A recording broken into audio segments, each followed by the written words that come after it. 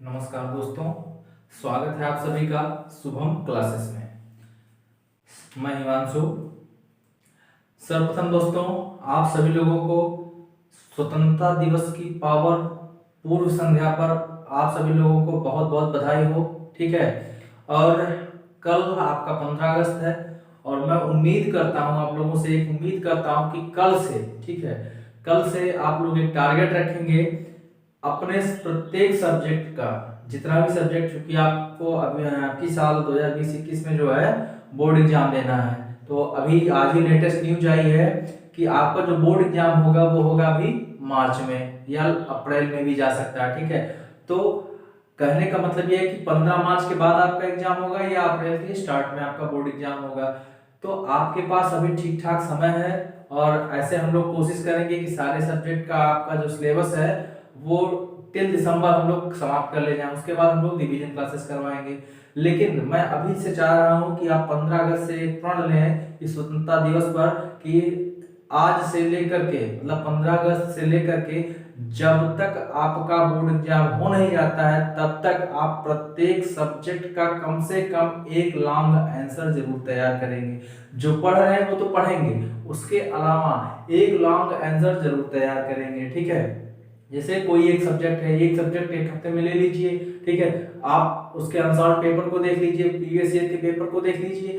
Previous year paper को जब आप देखेंगे तो उससे एक आइडिया लग जाएगा कि कौन सा क्वेश्चन आपका क्रमिक में आया है, मतलब हर साल या अल्टरनेट साल पे आया है। ठीक है, तो आप एक महीने, एक हफ्ते में जो है आप 7 दिन होते हैं, 7 दिन में आप कम से कम 2 सब्जेक्ट के 3-3 क्वेश्चन कर सकते हैं। ठीक है, और 7वें दिन संडे को क्या कर लीजिए, वही तीनों क्वेश्चन रिवाइज कर लीजिए।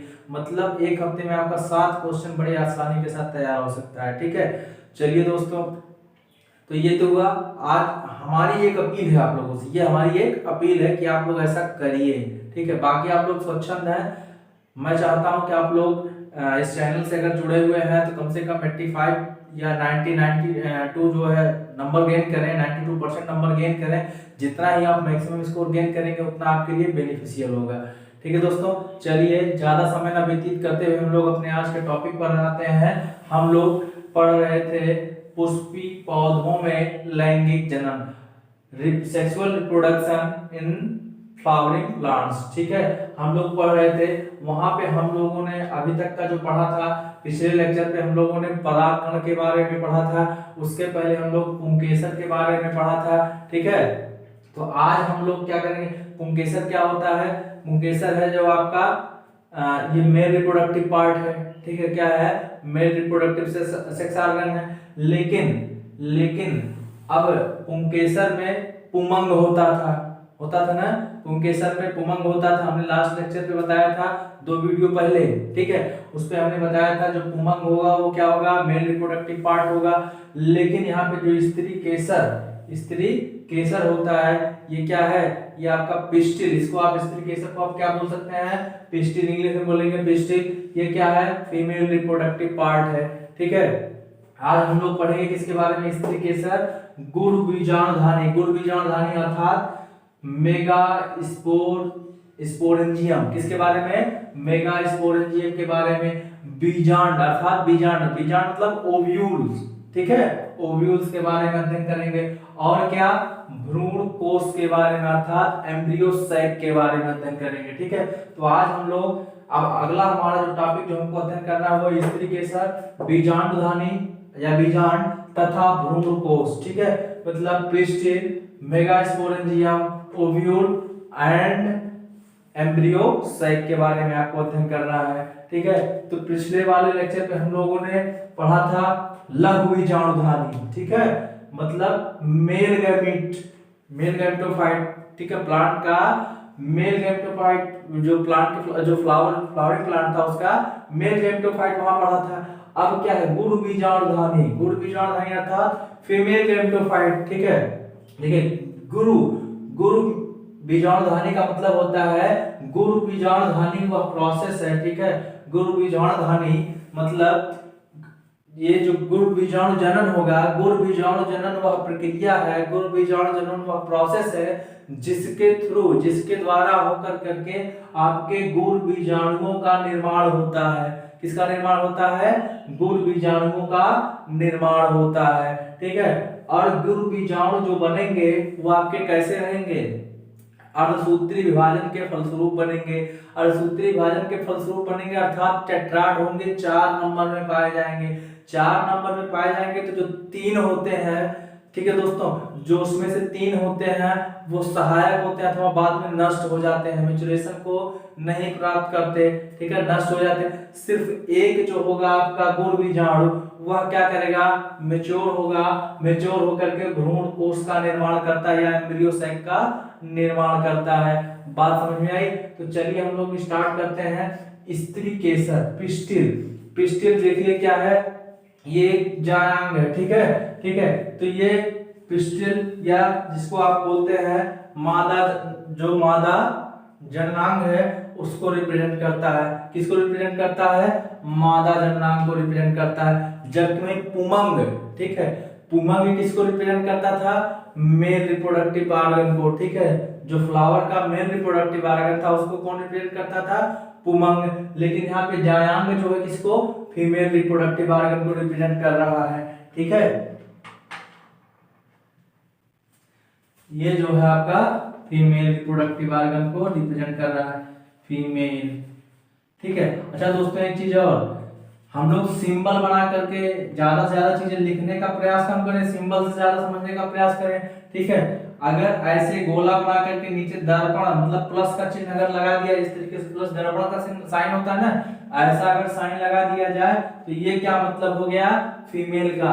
और अगर ऐसे गोला बना करके एक एरो लगा दिया जाए तो एरो किसको रिप्रेजेंट करता है? मेल को रिप्रेजेंट करता है, ठीक है। तो जो हमारा पुमंग है, सॉरी जायांग है, ये क्या है? हमारे फीमेल रिप्रोडक्टिव पार्ट को रिप्रेजेंट करता है, ठीक है। पिस्टिल जो है यदि एक है, पिस्टिल की संख्या कितनी है? यदि एक है, पिस्टिल की संख्या यदि कितनी है? एक है, तो इसको हम बोलेंगे मोनोकार्पिलरी। पिस्टिल की संख्या यदि कितनी है? एक है, तो इसको क्या बोलेंगे? मोनोकार्पिलरी।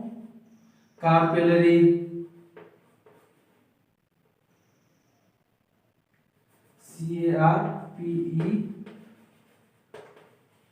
मोनोकार्पिलरी। अच्छा एक से ज्यादा है तो पॉलीकार्पिलरी, पॉलीकार्पिलरी, ठीक है,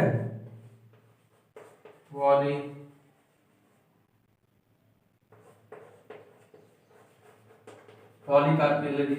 मतलब हमारे पिस्टिल का, ठीक है, पिस्टिल का जो नंबर होगा, जो नंबर होगा कहाँ पे?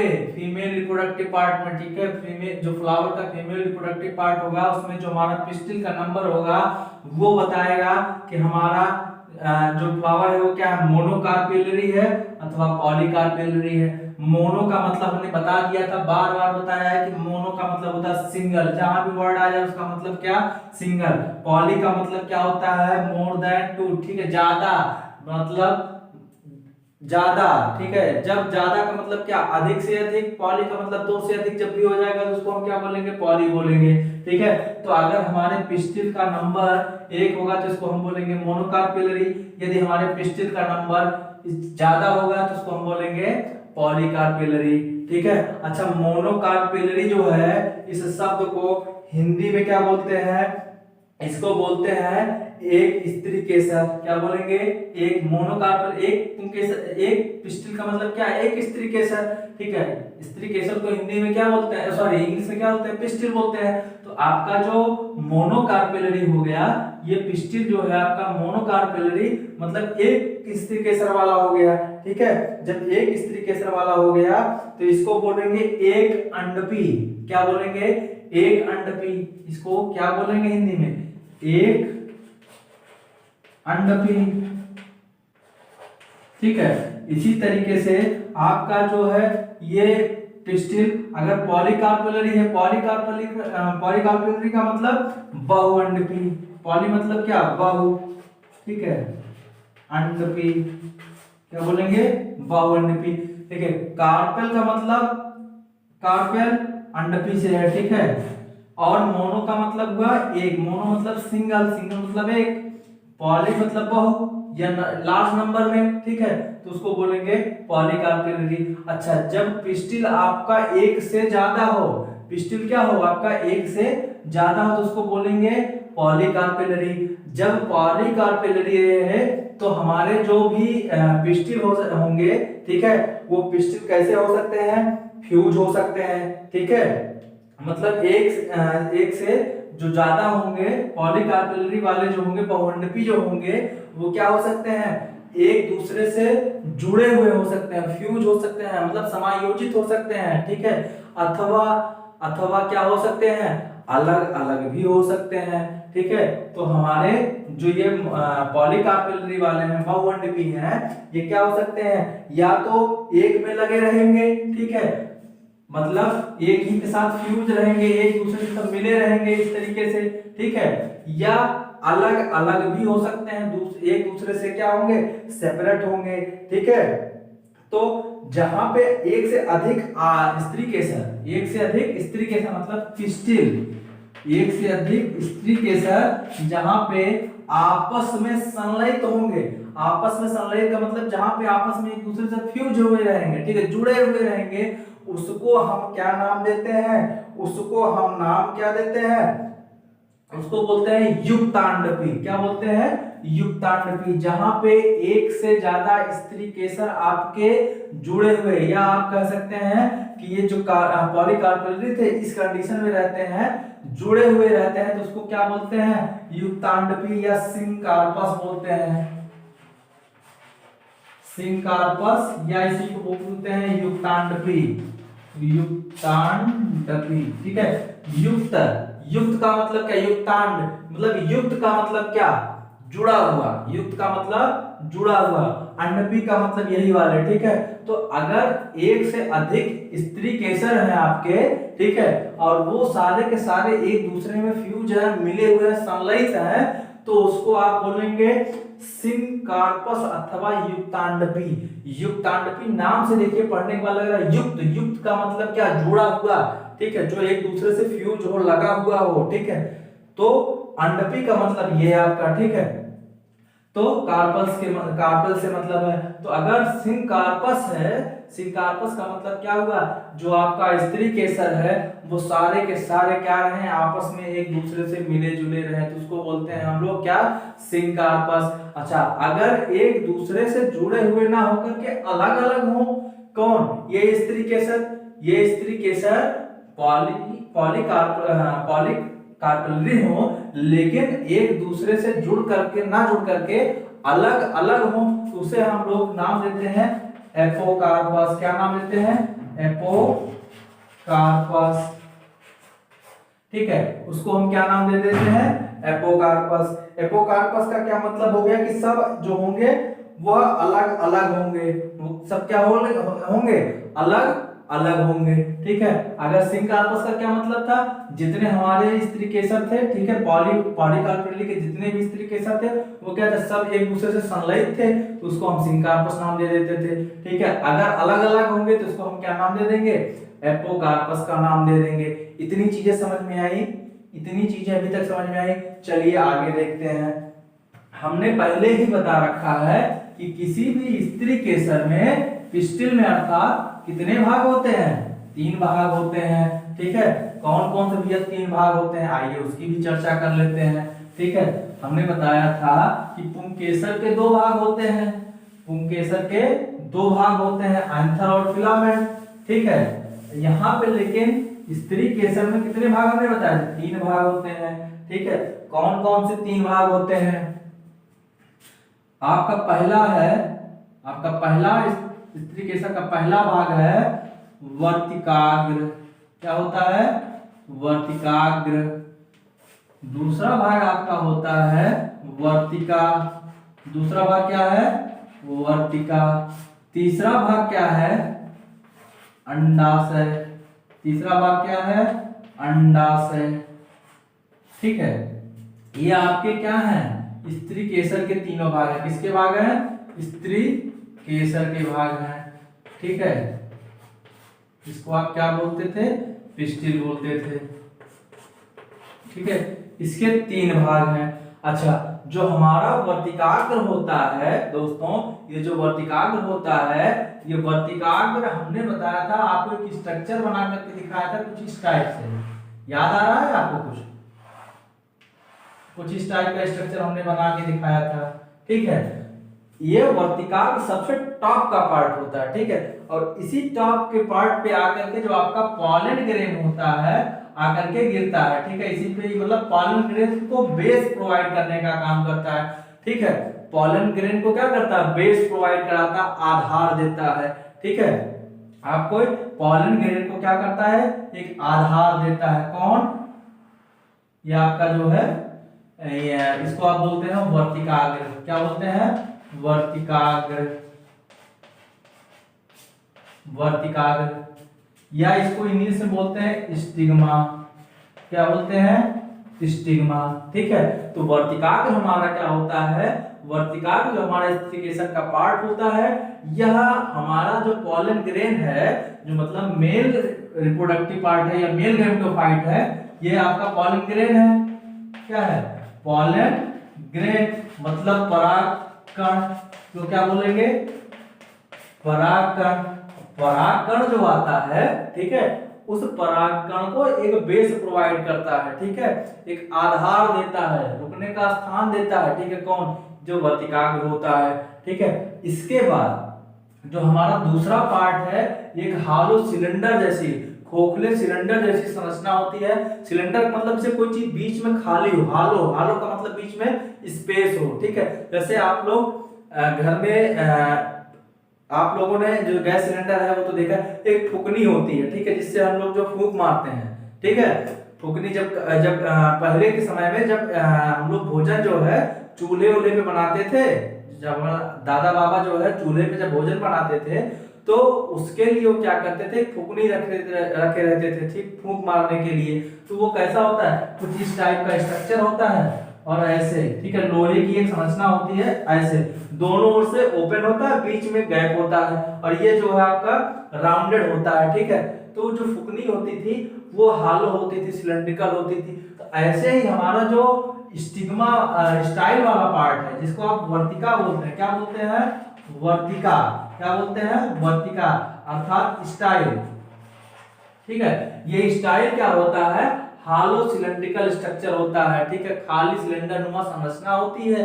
ठीक है, इसी में क्या होता है? जो आपका पॉलन ग्रेन रहता है, जब वो पॉलिनेशन करता है तो उसके बाद इसमें पॉलन ट्यूब का फॉर्मेशन करता है। ठीक है, इसी के अंदर से होकर के पॉलन ट्यूब जाती है। इसका मतलब जो हमारा स्टाइल पार्ट होता है वो कुछ नहीं, एक सीधा सा लंबा सा लंबवत संरचना होती है, जो कैसी होती है? सिलेंड्रिकल होती है, बीच में उसके गैप रहता है। ठीक है, इसके बाद एक उभरा हुआ पार्ट रहता है। ठीक है, एक उभरा हुआ संरचना रहती है, जिसको आप नाम देते हैं क्या? ओवरी का। क्या नाम देते हैं? ओवरी का, अर्थात अंडाशय इसको बोलते हैं आप, अंडाशय बोलते हैं ना दोस्तों। ये अंडाशय क्या होता है? ये अंडाशय जो होता है यहाँ पे, ठीक है, इसी से जुड़ा हमारा एक और पार्ट होता है, जिसको आप नाम देते हैं थैलेमस। ठीक है, क्या नाम देते हैं? थैलेमस। ठीक है, तो हमारा जो ओवरी होता है किससे? वर्तिका से अटैच होता है। ठीक है, वर्तिका से क्या होता है?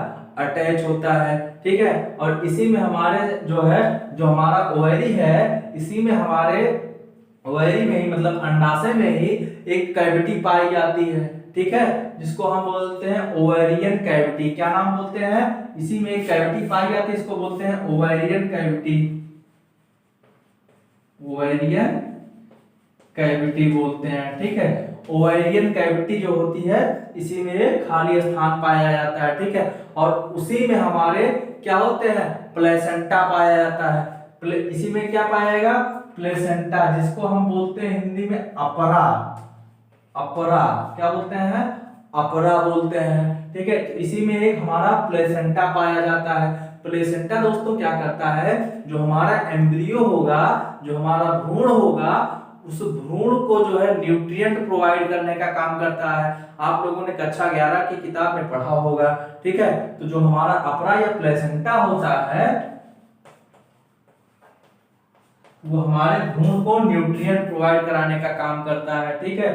तो इस ओवेरियन कैविटी में ये प्लेसेंटा पाया जाता है। अच्छा, इसी में जो है जब हमारा जो बाद में जब मेगास्पोरोजेनेसिस होती है, मेगास्पोरोजेनेसिस क्या है? देखिए दोस्तों, मेगास्पोरोजेनेसिस वह प्रक्रिया है, मेगास्पोरोजेनेसिस क्या है? एक प्रक्रिया है जिसके अंतर्गत या जिसके तहत हम मेगास्पोर का फॉर्मेशन कहाँ होता है?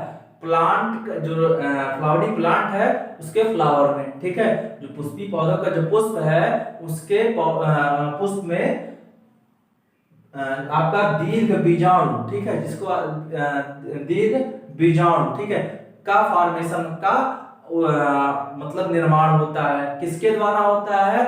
दीर्घ बीजाणु जनन कोशिका, मदर, ठीक है, मतलब मेगास्पोर मदर सेल के थ्रू, ठीक है। कहां पे? मेगास्पोर मदर सेल के थ्रू दीर्घ बीजाणु का निर्माण जो होता है, इस पूरी प्रक्रिया को हम लोग बोलते हैं दीर्घ बीजाणु जनन। क्या बोलते हैं? दीर्घ बीजाणु जनन। अर्थात दीर्घ बीजाणु जनन वह प्रक्रिया है जिसके द्वारा दीर्घ बीजाणु जो जनित कोशिका से दीर्घ बीजाणु का निर्माण होता है। अब बात समझ में आई, चीजें क्लियर हुई, ठीक है। तो इतना ही जो है हम लोग आज के वीडियो में रखते हैं।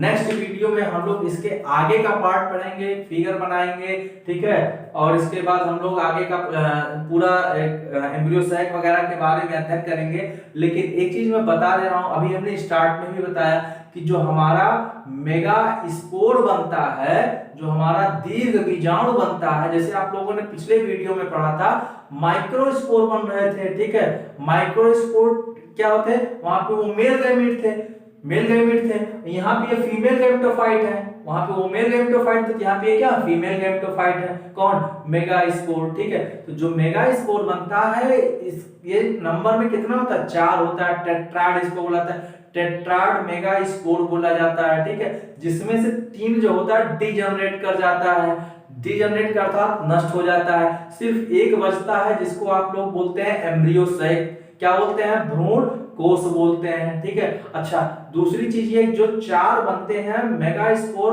तो वो क्या होते हैं? रिडक्शन डिवीजन अर्थात मियोसिस के फलस्वरूप बनते हैं। किसके फलस्वरूप बनते हैं? मियोसिस के फलस्वरूप बनते हैं, ठीक है दोस्तों। तो आज के वीडियो में हम लोग इतना ही रखते हैं और अगला जो है हम लोग इसके आगे का टॉपिक नेक्स्ट वीडियो में पढ़ेंगे। तब तक के लिए एक बार आपको फिर से स्वतंत्रता दिवस की पूर्व संध्या पर हार्दिक बधाई और शुभकामनाएं।